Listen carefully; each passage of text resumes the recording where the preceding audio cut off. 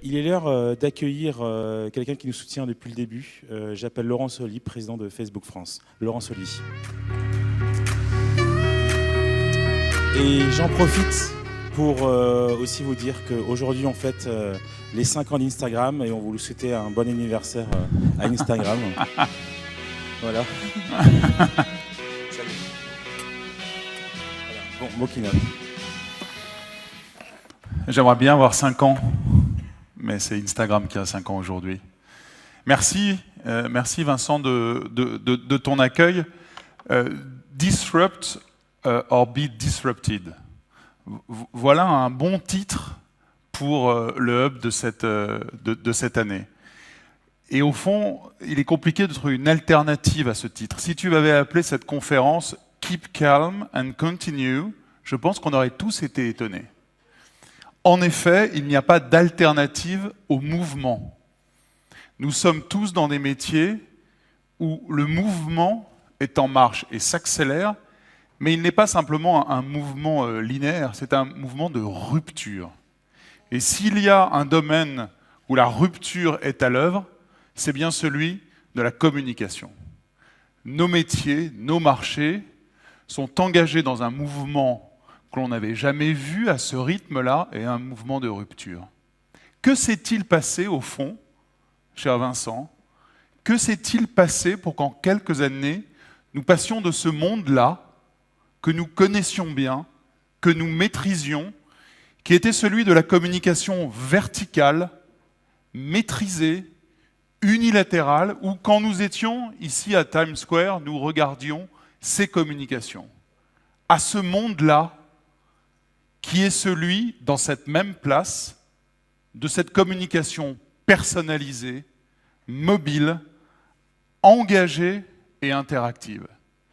Je crois qu'il s'est passé, au fond, un mouvement, une réalisation exceptionnelle qui est l'alliance entre la technologie et la multitude. L'alliance entre la révolution numérique que nous connaissons tous et chacun d'entre nous.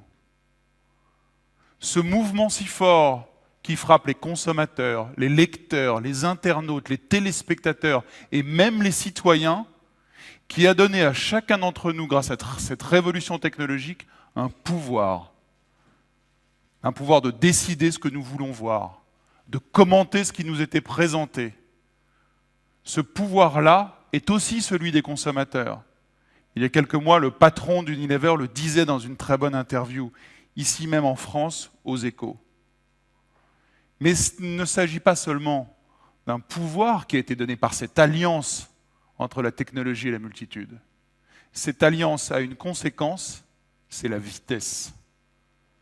La vitesse qu'aucune révolution industrielle depuis le 19e siècle n'a atteinte. Cette vitesse, elle se lit dans les chiffres. Voilà les chiffres du nombre d'utilisateurs actifs des grandes plateformes de Facebook.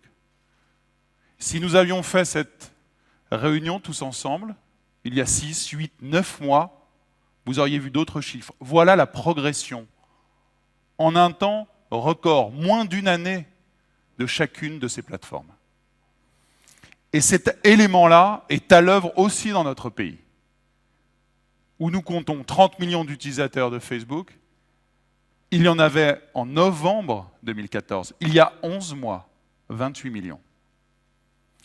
Vous pouvez regarder tous les livres d'histoire qui ont été nos livres quand nous étions au collège ou en lycée. Il n'y a pas d'exemple d'une vitesse si puissante, si immédiatement globale dans la révolution économique ou dans les révolutions économiques au cours des 2 derniers siècles.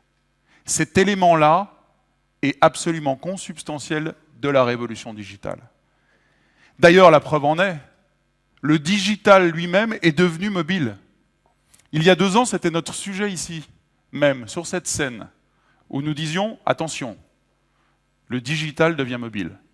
Ce n'est plus un débat, c'est un fait, c'est un état. Nous sommes mobiles. Plus de 60% de la connexion quotidienne en France des Français à l'Internet est mobile. Mais la révolution à l'œuvre dans la révolution mobile, ce n'est plus celle-là. C'est qu'aujourd'hui, et vous le voyez dans l'évolution même des devices, nous passons à une révolution visuelle. La communication mobile, l'Internet mobile devient un Internet visuel. La conversation par l'image s'impose. Il y a quelques années, pour décrire un voyage en Italie, nous l'écrivions par le texte. Puis nous avons eu la chance de pouvoir utiliser des photos, désormais des vidéos. Et je peux vous l'annoncer, l'année prochaine, vous pourrez utiliser les premières vidéos sur vos appareils mobiles à réalité augmentée. Et cette vitesse se nourrit d'un autre élément, pas seulement l'alliance de la technologie et de la multitude, de l'innovation. Parce que la révolution digitale, parce que les entreprises digitales apportent en permanence de l'innovation. Celle de droite en est une. Dans quelques semaines, presque dès aujourd'hui, l'année prochaine pour les marques, vous pourrez utiliser de nouvelles innovations vidéo. Notamment les innovations qui vont vous permettre de voir à 360 degrés les vidéos que vous allez tourner. Regardez cet exemple pour le film que nous attendons tous, Star Wars, dans quelques semaines, d'une vidéo qui déjà, sur un device mobile, peut être à 360 degrés. Le pouvoir de l'innovation permet aussi cette accélération et cette vitesse-là.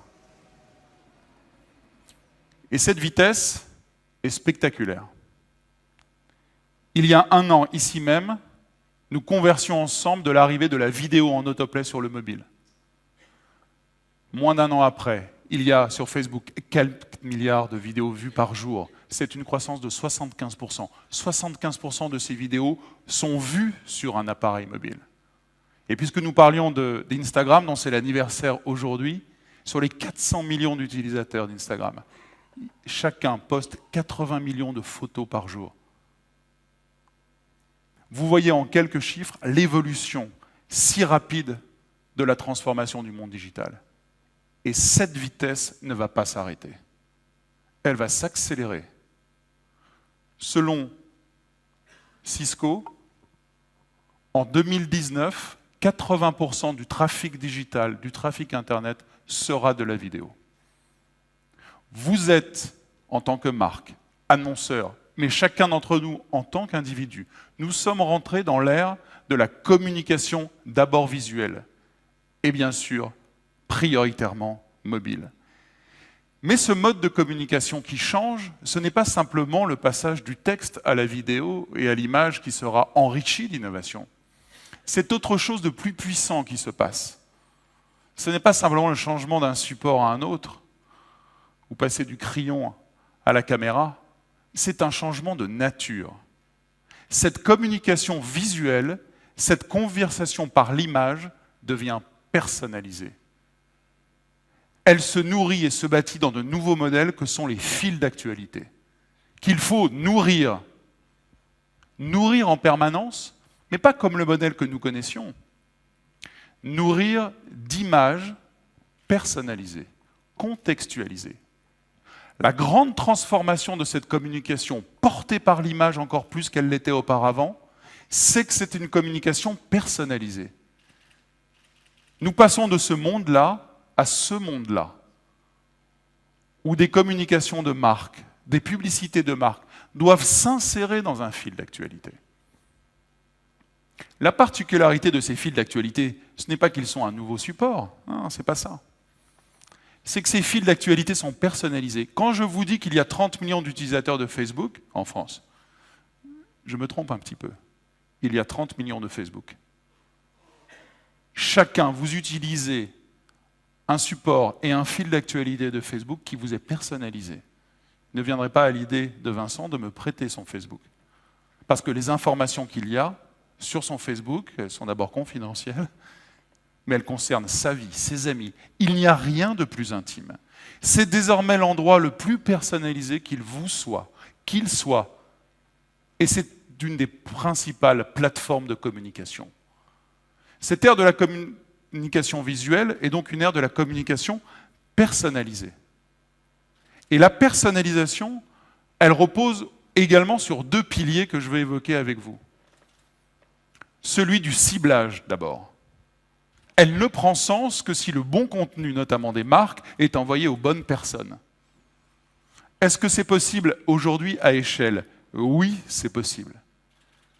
Et c'est la grande transformation du marketing, qui après plusieurs décennies s'est bâti sur un marketing de mass média, se bâtit désormais sur celui du marketing personnalisé à grande échelle. Il ne s'agit pas de faire du one-on-one, de toucher des segments de population qui concernent les marques. Et c'est comme ça que se bâtissent aujourd'hui les grandes campagnes des marques, que vous devez penser votre marketing. Parce que vous pouvez toucher les personnes qui comptent pour vous. Regardez deux campagnes. Celle réalisée par Warner et Paramount pour Interstellar qui sort en SVOD. 4 campagnes différentes, 4 contenus différents, mais derrière ces contenus, 4 cibles différentes. Pour aller chercher le meilleur engagement. On ne s'adresse pas à une femme de plus de 25 ans comme on s'adresse à une femme de moins de 25 ans. Pareil pour les hommes. Regardez ce cas Lexus, qui a réussi à produire 1000 vidéos sur 1000 segments différents. Alors, mon propos n'est pas de vous dire qu'il faut à chaque fois produire 1000 vidéos pour 1000 segments, mais multisegmentés, entrées pour chacun des consommateurs, quand vous êtes une marque, par la personnalisation de la communication. Vous ne racontez pas la même histoire à quelqu'un qui veut acheter cette voiture s'il habite à New York, à Los Angeles, à Paris ou à Tokyo. La personnalisation. Mais la personnalisation, ce n'est pas qu'une affaire de ciblage. C'est également une affaire de contenu et de ton. La façon dont nous racontons les histoires doit être inspirée par la façon dont nous nous parlons aujourd'hui. En général, on se parle comme ça. En tout cas, les plus jeunes. Le ton est celui dans l'ère de la communication visuelle et dans la communication personnalisée à grande échelle, est celui de l'authenticité et de la proximité. Sur cette image, issue d'images d'Instagram, vous voyez ces très belles photos. 50% sont des communications de marque. 50% sont de la publicité. Je vous mets au défi de trouver lesquelles. Ce qui vous fait toucher du doigt la façon dont les marques aujourd'hui ont compris ce changement de paradigme total du marketing. Personnaliser. Rendre votre communication authentique.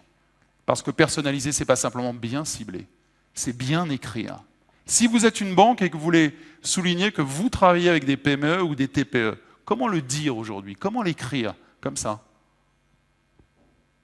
Barclays a décidé de shooter de vrais clients qui géraient de vraies entreprises et de les présenter sur Instagram. Voilà mes clients. Voilà la valeur de mon entreprise. Voilà ce que je fais. Je suis une banque dédiée aux TPE et aux PME. En l'occurrence, une jeune femme qui travaille dans une maroquinerie. Ils l'ont fait pour des bouchers, des boulangers, des réparateurs de bicyclettes et de deux roues. Quand vous êtes Airbnb, comment vous présentez aujourd'hui votre produit quand vous louez des appartements à Paris, et Dieu sait que l'été a montré le succès du service. Vous présentez ainsi votre service. Quand vous êtes une grande marque automobile et que vous voulez engager, faire passer les émotions de vos produits et de vos marques, vous devez écrire comme cela. Le ton, la personnalisation du message repose aussi sur cet élément-là. Quel est le travail d'une entreprise comme Facebook et comme Instagram? C'est de vous donner les produits pour arriver à exercer, à exécuter cette transformation. Et à travers des produits technologiques, des produits qui vous permettent de raconter votre histoire. À travers le carrousel, voilà une marque automobile qui a su raconter son histoire différemment, présenter l'habitacle entier d'une voiture. Parce que quand on achète une voiture, on veut voir ça. Ou quand on est une grande marque issue du digital et qu'on veut impacter les clients sur sa marque propre, qui est le groupe Zalando, on utilise des technologies au service de son histoire. Ce n'est pas une révolution technologique pour la technologie. C'est une révolution technologique qui aujourd'hui vous sert à personnaliser, à créer, à écrire avec le bon ton pour l'essentiel de l'objectif des marques. Raconter une histoire. l'image, la révolution de la conversation visuelle, qui sera la plus importante dans les années à venir sur le digital, est au service du storytelling. Parce que par l'image, on peut faire passer toutes les émotions. Parce que l'image non seulement est reconnue 60 000 fois plus vite que le texte par le cerveau humain, mais parce que l'image est le langage universel. Pas besoin de traduction, pas besoin de parler une autre langue. Par l'image, vous pouvez faire passer toutes les émotions, toutes les valeurs de votre marque, toutes les innovations, tous les produits, tous les services. L'image est ce langage universel qui va finalement si bien avec cette révolution universelle qu'est le digital. Et si aujourd'hui nous fêtons l'anniversaire d'Instagram, si nous fêtons aussi le succès de cette plateforme, c'est parce qu'elle est fondée sur cette valeur-là. Parce qu'à travers l'image, vous pouvez véhiculer tout ce qu'une marque peut véhiculer. Comme chaque individu peut véhiculer ce qu'il est en train de faire, ses émotions, ses joies ou ses peines. L'image est aujourd'hui, au sein de la révolution digitale et mobile, la grande transformation du marketing. Personnalisez-la, écrivez-la comme nous l'écrivons aujourd'hui, et alors vous pourrez fabriquer le storytelling des années à venir. Merci beaucoup. Merci Laurent. Une petite question pour finir. On l'a vraiment compris, l'enjeu est autour de l'image et de la communication par l'image. Est-ce que pour conclure, tu pourrais nous donner des pistes de développement pour Facebook pour 2016 et des points de focus? Eh bien, je reprendrai la transition de l'exposé précédent, qui était très juste, l'exposé et la conclusion. Ce sera certainement aussi la grande évolution en 2016 de la plateforme Messenger, qui est une plateforme aujourd'hui puissante. Plus de 700 millions de personnes l'utilisent dans le monde. Et nous vous présenterons dans les prochains mois, j'espère aussi bien sûr sur notre marché français et en Europe, les premières évolutions de la plateforme au service des entreprises et des marques. Merci beaucoup. À l'année prochaine. Merci Vincent.